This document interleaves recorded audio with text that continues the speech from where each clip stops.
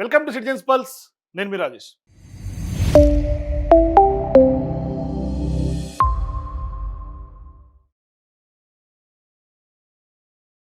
తెలంగాణ రైతాంగం నడ్డి విరిగిపోతుంది. ఈ ప్రభుత్వం తీసుకుంటున్నటువంటి నిర్ణయాలు, అట్లాగే హఠాత్తుగా వస్తున్నటువంటి వానలు, అంటే అకాలపు వర్షాలు, అట్లాగే ప్రభుత్వ నిర్ణయాలు రైతుల యొక్క వెన్నెముక గిరిగిపోతుంది. రైతులు గగ్గోలు పెడుతున్నారు. ఇలా పండించినటువంటి పంటలు రోడ్ల మీద వేసుకొని మొత్తం తడిసి ముద్దవుతున్నటువంటి పరిస్థితి. మరోవైపు రైతులకు మద్దతుగా బీఆర్ఎస్ పార్టీ ఇవాళ 6వ తారీఖు అంటే ఎల్లుండి వరంగల్లో భారీ ఎత్తున సభ నిర్వహించబోతా ఉంది. అయితే ఇక్కడ మళ్ళీ కూడా ఇప్పటికే రేవంత్ రెడ్డి మీద ఆ యొక్క ప్రభుత్వం మీద ప్రజలు తిరుగుబాటు పడుతున్నారు, ఎమ్మెల్యేలు తిరగబడుతున్నారు.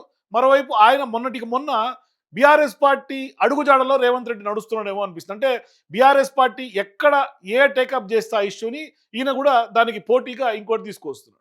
మొన్న జగిత్యాల సభ పెడితే ఈయన మేడిగడ్డ సంబంధించినటువంటి విజిట్, అక్కడ భారీ ఎత్తున సభ నిర్వహించారు. మరోవైపు మొన్న కార్యవర్గ సమావేశం బీఆర్ఎస్ పార్టీ ఆఫీస్లో పెడితే దానికి కాంగ్రెస్ పార్టీ కార్యవర్గ సమావేశం నిర్వహించింది.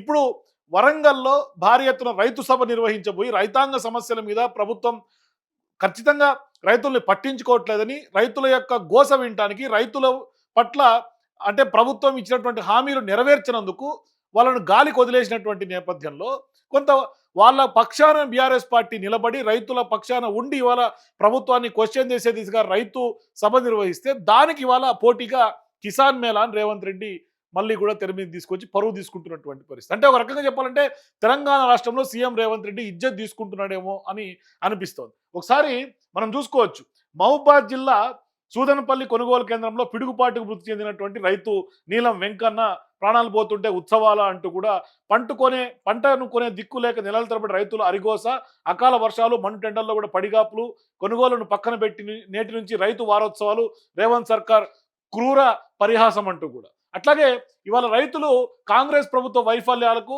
పెద్ద ఎత్తున వాళ్ళు తీసుకుంటున్నటువంటి నిర్ణయాలకు కుప్పగూలిపోతున్నారు. అంటే కొనుగోళ్ళు పడిగాపుల్లో, గాల్లో ప్రాణాలు. అంటే కొనుగోలు జరగట్ల, వాళ్ళు పండించినటువంటి పంటను వాళ్ళు ఖచ్చితంగా ప్రభుత్వాలకు సంబంధించినటువంటి కొనుగోలు కేంద్రాల దగ్గర కొనుగోలు జరగట్ల.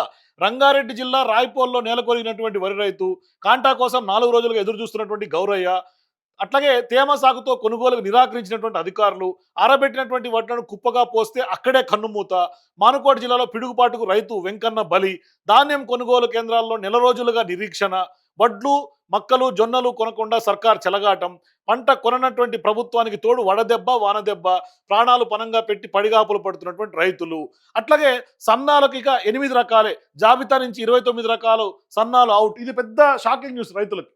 మరి సన్నాలు అని చెప్పి సన్నాలకు ప్రోత్సాహాలు ఇస్తూ బోనస్ ఇస్తున్నటువంటి రేవంత్ రెడ్డి ప్రభుత్వం ఇవాళ రైతులకు 29 రకాల సన్నాలను కట్ చేసి వాళ్ళకి ఇవాళ షాక్ ఇచ్చినటువంటి పరిస్థితి. ఇక నుంచి 8 రకాల సన్నాలే సాగు చేయాలన్నట.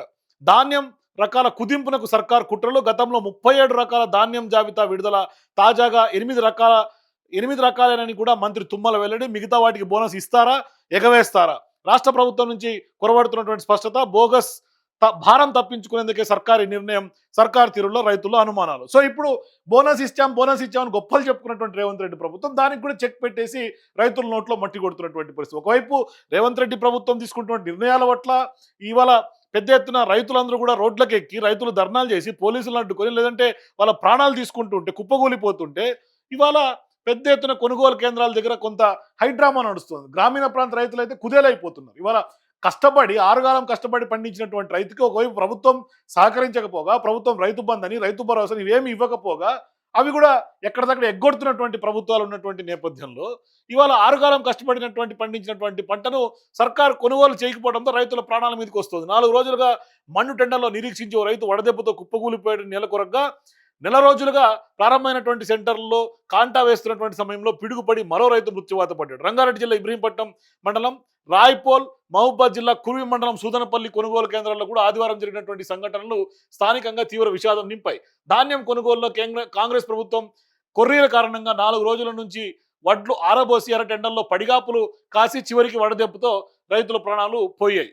సో ఇట్లా రైతులందరూ కూడా తమ ప్రాణాలు తీసుకుంటున్నటువంటి పరిస్థితి. మరోవైపు ఇక్కడ చూసుకోవచ్చు, ఇక్కడ రైతులకు సంబంధించి మళ్ళీ రైతులు ఆగమైండ్రు, కాంగ్రెస్ పాలన అన్నదాతలు అన్యాయం అయిపోతున్నారు, వ్యవసాయంలో తెలంగాణను దేశంలో ఆదర్శంగా నిలిపినాం, బీఆర్ఎస్ పార్టీ ఇప్పుడంతా అతలాకుతలమైంది. వరంగల్ సదస్సుకు భారీగా వచ్చేలా చూడండి, రైతులతోనే మాట్లాడించండి. మాజీ మంత్రి ఎర్రబెల్లి దయాకర్ రావుతో ఫోన్లో బీఆర్ఎస్ అధినేత కేసీఆర్ రాష్ట్రంలో పరిస్థితులపై తీవ్ర ఆవేదన. ఒక రకంగా చెప్పాలంటే బీఆర్ఎస్ హయాంలో కాళేశ్వరం సంబంధించి లేకుంటే నీళ్లు అంటే ఆ పంటకు కావాల్సినటువంటి నీళ్ళైనా కొనుగోలుకు సంబంధించినటువంటి ఆనాడు కేంద్రం అంటే ఆనాడు కేంద్రం తీసుకున్నటువంటి నిర్ణయాలతో వాళ్ళ కొనుగోలు కేంద్రాల్లో రాష్ట్ర ప్రభుత్వమే కొనుగోలు చేసినటువంటి పరిస్థితి. ఇవాళ గతంలో ఉన్నటువంటి ప్రభుత్వానికి 10 ఏళ్ళకి ఇప్పుడున్నటువంటి ప్రభుత్వాలకి నక్కకు నాగలోకి అనుకున్న తేడా ఉంది.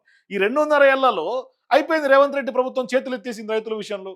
అది లోన్లు మాఫీ విషయంలో అట్లాగే అయింది. రైతు బంధు, రైతు భరోసా ఆఖరికి కొనుగోలు చేసే పరిస్థితి కూడా లేదు.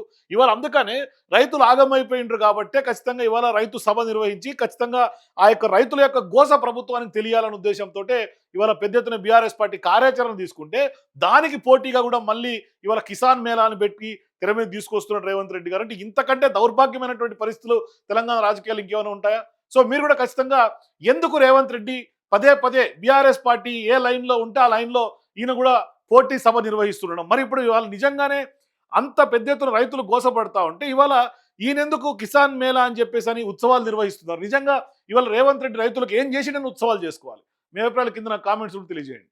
అయితే ఇక్కడ ప్రధానంగా ఇది ఆంధ్రజ్యోతిలో కూడా ఇవాళ రైతులకు సంబంధించినటువంటి వార్త చూడొచ్చు. సో మరో దినపత్రిక ఆంధ్రజ్యోతిలో కూడా హుస్నాబాద్ మార్కెట్ యార్డ్లో ఆరబోసినటువంటి ధాన్యం మధ్యలో నుంచి వెళ్తున్నటువంటి వరద నీరు అని ఇక్కడ వరద నీరు వర్షం పడినటువంటి అకాల వర్షాల నీరు ధాన్యం మధ్యలో నుంచి తడిసి ముద్దై మధ్యలో ఏరులాగా వారుతున్నటువంటి పరిస్థితి. గాలివాన బీభత్సం, తడిసి ముద్దిన ధాన్యం, మొక్కజొన్న, కూలిన చెట్లు, విద్యుత్ స్తంభాలు, నార్కెట్పల్లి అద్దెంకి రహదారిపై నిలిచిపోయినటువంటి వాహనాలు, నిప్పులు చెరిగిన ఎండ, అంతలోనే ఈదురుగాలుడు దంచి కొట్టిన వాన, హుస్నాబాద్లో వడగండ్ల వర్షం, నేడు భూపాలపల్లి, ములుగు, వరంగల్, హన్మకొండ జిల్లాలో భారీ వర్షం వచ్చిన రాష్ట్రంలో వడదెబ్బకి ఇద్దరు, పిడుగుపాటికి ఒకరు రైతులు మృతి. సో ఇట్లా ఇవాళ రైతులకు సంబంధించినటువంటి కష్టం కనిపిస్తోంది. అంటే పూర్తి స్థాయిలో రైతులు ఇవాళ తెలంగాణ రాష్ట్రంలో రైతాంగం ఇవాళ ఎదుర్కొంటున్నటువంటి సమస్యలు కానీ ప్రభుత్వానికి ఏం పట్టట్లా.